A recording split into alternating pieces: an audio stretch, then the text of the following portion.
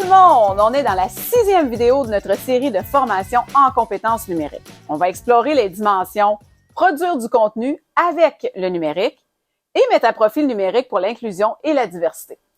C'est une étape passionnante où on va plonger dans la création de contenu numérique et l'utilisation du numérique pour répondre aux besoins variés de nos élèves. Commençons par la dimension produire du contenu avec le numérique. Cette dimension se compose de 4 éléments importants. Le premier élément nous encourage à produire ou coproduire une variété de contenus à l'aide du numérique dans divers contextes pédagogiques, professionnels ou personnels. Par exemple, les élèves pourraient créer des balados ou des vidéos pour présenter leurs recherches en utilisant des logiciels de production multimédia.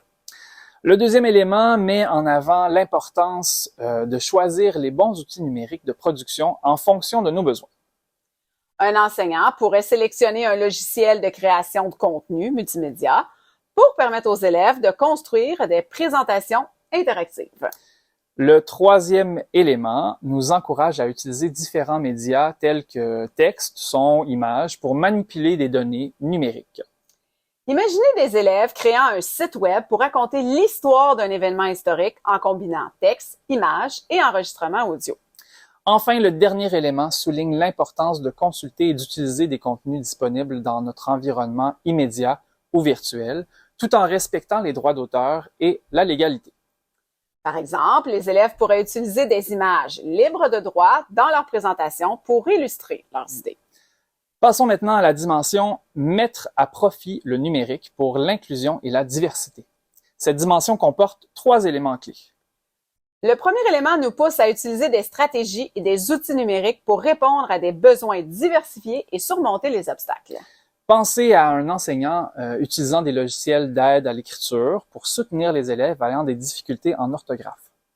Le deuxième élément encourage à sélectionner et à utiliser des outils numériques après une analyse adaptée de nos besoins. Par exemple, un enseignant pourrait choisir une plateforme d'apprentissage en ligne pour offrir un contenu personnalisé à chaque élève. Le troisième élément nous incite à analyser les fonctionnalités des outils en fonction des besoins à combler et des contraintes d'accessibilité pour évaluer les avantages et les limites. Prenons l'exemple d'un enseignant adaptant le contenu d'une leçon pour répondre aux besoins d'apprentissage spécifiques de chaque élève. Passons maintenant au défi pour cette étape, le défi produire et différencier. Dans ce défi, vous devrez exploiter des outils numériques pour produire du contenu et favoriser la production chez vos élèves, ainsi que pour favoriser l'inclusion et répondre aux besoins variés. Pour la première question, partagez comment vous avez utilisé un outil numérique pour produire du contenu ou encourager la production chez vos élèves. Et pour la deuxième question, décrivez comment vous avez utilisé un outil numérique pour favoriser l'inclusion et répondre aux besoins divers de vos élèves.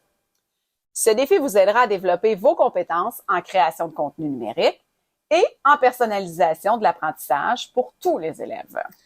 Continuez à explorer de nouvelles façons de produire du contenu et d'utiliser du numérique pour répondre aux besoins divers de vos apprenants. Merci de votre engagement encore une fois et on a hâte de découvrir comment vous avez utilisé le numérique pour stimuler la créativité et l'inclusion dans vos pratiques. À bientôt pour la dernière vidéo de notre série où on conclura notre parcours en compétences numériques en abordant les dernières dimensions.